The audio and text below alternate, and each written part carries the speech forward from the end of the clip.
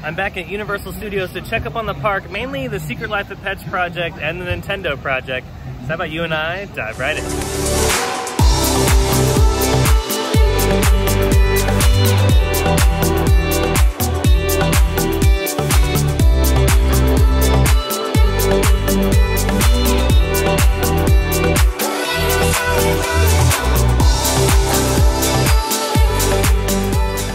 Well, hello everyone and welcome back to another theme park obsession video. My name is Dylan, and if you're new here, go ahead and hit the subscribe button if you like this sort of content, because I have brand new videos every single week and you won't want to miss out on that. Yeah, I'm right by the Secret Life of Pets attraction, so how about we check out that progress this week and see what they've done as far as the exterior facade work.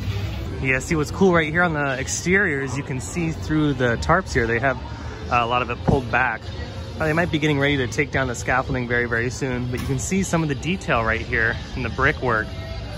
So this is supposed to look like, I would assume, the New York street facades, because in the movie, it takes place in the city of New York. So I would assume that that's what they're trying to replicate here.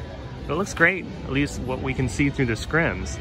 It looks pretty cool. But yeah, the scale is so much bigger than the rest of Baker Street here, because even like this building compared to the building next door that houses the Walking Dead attraction is probably a good, I don't know, like 8 feet smaller than this building. But it's pretty interesting why they chose to make it so tall. I mean, obviously the interior showpieces are probably really big for the attraction because it is multi-purpose. This building does sit on multiple levels. The first level I would assume is the queue space, and then the ride itself sits on the second level. And we've just seen that just based off of what we've seen earlier on in the year when this was just a skeleton. So yeah, pretty cool stuff. And then here's another shot. So I can get a different angle, but it's just pretty difficult because of the tarps. As far as the pathway here on Baker Street, it's still closed off. You still can access the restrooms. You just can't access the Despicable Me Minion Mayhem attraction. You, again, have to walk around through French Street. And if you're wondering what day I'm filming this, today is Sunday. I'm here for the Halloween Horror Nights event as well. Also, if you guys are coming to Halloween Horror Nights, if you can, come to the event on Thursdays or Sundays. If you have to go on a Saturday, that's fine, of course, you'll still have fun. But just keep in mind that on Saturdays, it's gonna be really, really busy. I heard last night was so incredibly packed. And I checked the wait times, they all were like 2 or 3 hours. So I would definitely go on a Thursday, if you can. Around the corner on the other side of Baker Street where you would access the Despicable Me Minion Mayhem attraction, you can see they have a fence up, and this is relatively new. So it looks like they might be doing a lot of groundwork. So they might be finishing up a lot of electrical and plumbing for this big show building right here. And you can see that they have finished a lot of the exterior pieces. So once all the scaffolding comes down, we'll get a better view of what this all looks like. But I'm super excited because we're nearing that point, which is really awesome. Time sure does fly by. Moving on to the lookout here next to Super Silly Funland, you can see the construction on the rumored Super Nintendo project continues at its rapid pace. They're starting to put the roof on top of the building where they are on the far distance. And then over here in the corner on the left, you can see that this particular building is going vertical. Still don't know what this is going to be for either. But it is pretty interesting to look at this whole entire land and see that a majority of it's going to be inside, which is pretty neat. So I'm wondering how much of the land is going to be inside versus outside. And I wonder if this is gonna be similar to what we've seen like at Tokyo Disneyland with the Little Mermaid attractions that are all indoors over there. It hasn't been done on a scale like that before, other than Tokyo. So it's gonna be nice to see if that's what the case is over here. It's gonna be pretty cool. I mean, it definitely looks like there's space for 2 attractions. I don't know if they're gonna do any more than that. I don't think there's room to do 3 attractions, but if this building right here is an attraction and this one over here is the main like e-ticket attraction, then for sure we'll have 2, which will be nice. And it'll be nice to have even more to do down in the lower lot, because right now there's only 3 attractions down there, and then other than that, the rest of it's up here in the upper lot. Yeah, what are your thoughts on this project? Do you think we'll see 1 ride, or do you think we'll see 2? And out of those 2 rides, I'm sure one of them is going to be the Mario Kart attraction, but what do you think the other one's going to be? Do you think it'll be like a Donkey Kong ride or a Yoshi ride? I've heard rumors of both, so what do you guys think? Go ahead and comment down below. I'd be really interested to talk about it. Remember, if you're here during the day, the lower lot closes at 5:30, so keep that in mind if you're here during the day enjoying the park on a Halloween Horror Nights weekend.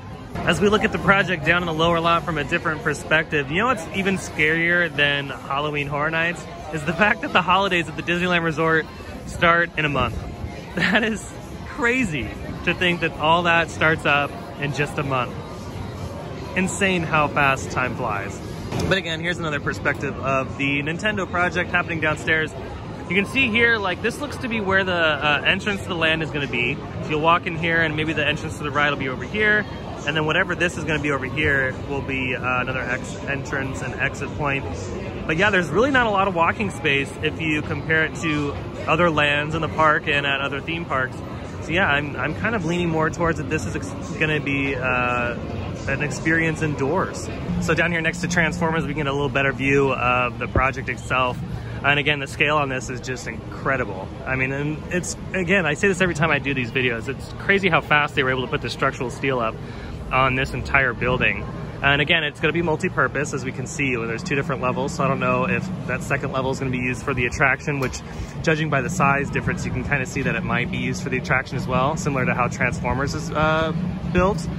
But it also might be used for a lot of offices and stuff, which will be really smart on their part, because then they could utilize this building for more than just one thing.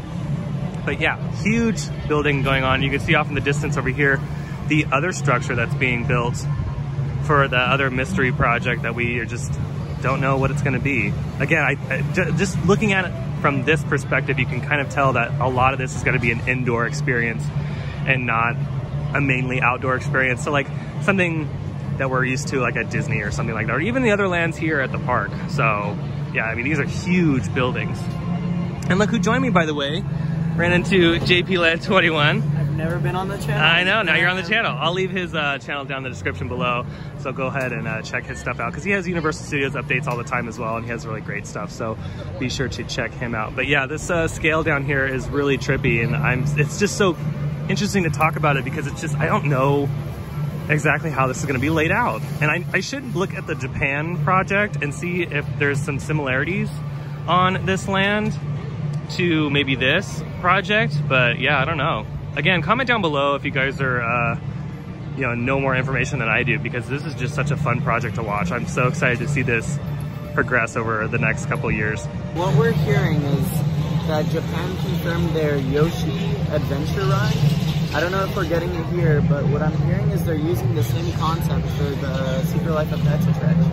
Yeah, and if that's true, then obviously we'll have 2 attractions down here, and it won't just be one, because we're not really sure how many attractions are going to be here, and we're not even really sure if this is going to be Nintendo. There's so many other things that are being thrown around, and you just brought up a good point that the stores right next to us that are right over here could be demolished in order to make this entrance statement a little bit better, because quite frankly, the entrance statement behind us is small. It's not really that grand. But yeah, so we're gonna have updates obviously when the project continues, but yeah, it's gonna be interesting to watch for sure. Yeah.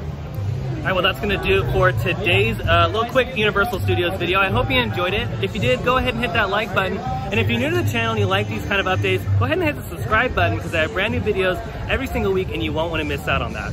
Shout out to JP Land 21. I'll go ahead and leave his link down in the description below. He has Universal videos every single week, so if you want even more content from Universal Studios, be sure to check out his channel as well. You can also find me on Instagram at Theme Park Obsession.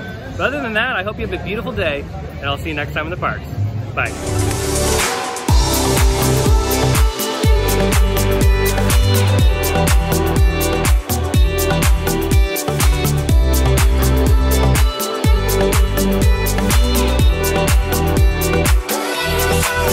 back.